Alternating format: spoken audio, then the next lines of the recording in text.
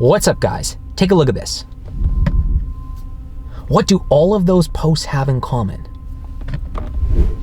None of them had a large logo of that prominent brand in the bottom right or left corner. Stop putting logos on the corner of your images. In this episode, I'm gonna tell you why. Well, let's go.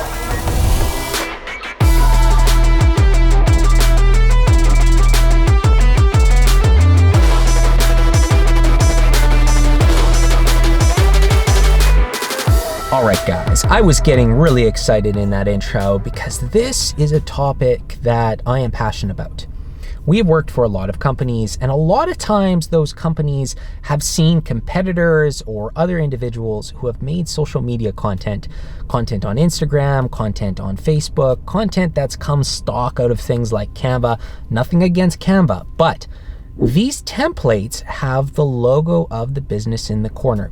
And in this episode, I want to talk about why that doesn't make sense to me, why it makes your post look a little bit amateur, and how to get around it, how to make sure that that doesn't come into your train of thought when you're making your social media content. Now, large brands have access to resources. They take really good photos, they have really good editing, they got it in Lightroom, they're making these posts look spectacular. A lot of times, I'm not saying that you can't have the logo or your brand in the post or your brand colors. I'm just saying don't slap that PNG, that transparent background PNG right on top of your content, of your image.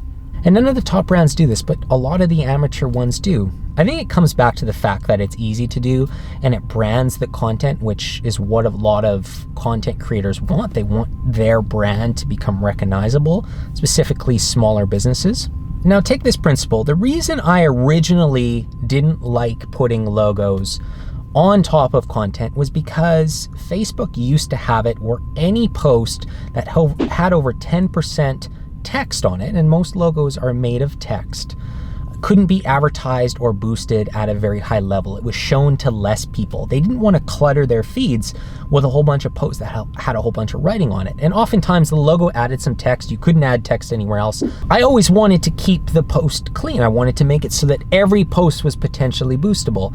And I noticed that there was an organic reach difference between posts that had no text and posts that had text. The ones that had no text went out to more people, which is actually what we all want. So that's kind of on an analytical aspect of why we never wanted to put logos in the bottom right corner and why we wanted to keep text at a minimum. But I think it goes further than that. I think it moves into something now which I classify as watch time. The reason that those posts got a further reach is any post that looked amateur that had the logo on the corner kind of showed that you were selling your brand. So when people saw that, they scrolled right through it if they weren't already interested in your brand.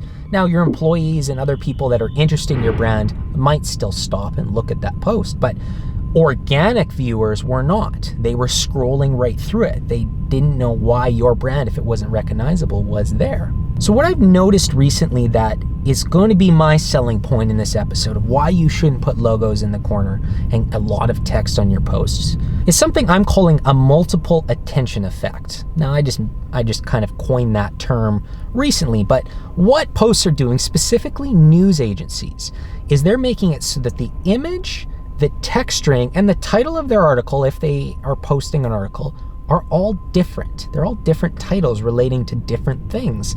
So that when you stop on their post, you kind of look at the image and then you read the title of the article and then you're interested, so you read the text string, but the text string says something different, talking about a different article or talking about a different relation to that same topic.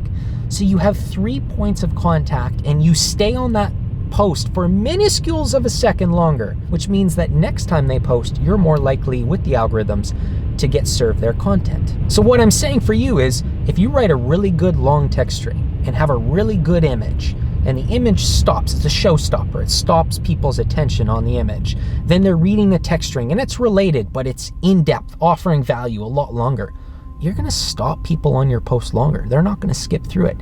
They're going to follow you. They're gonna become your audience. And even if they don't follow you, they're gonna get served your content again and again down the road with more opportunities to gain their trust and bring them into your audience. So is this the be-all, end-all rule? No.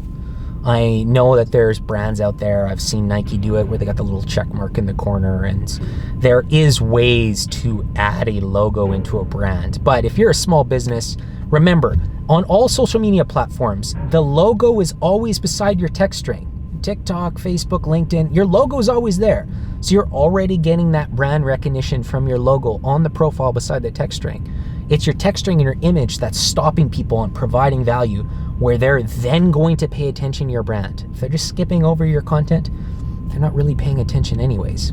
Anyway, guys, this was an opinion of mine. This is something I talk about a lot.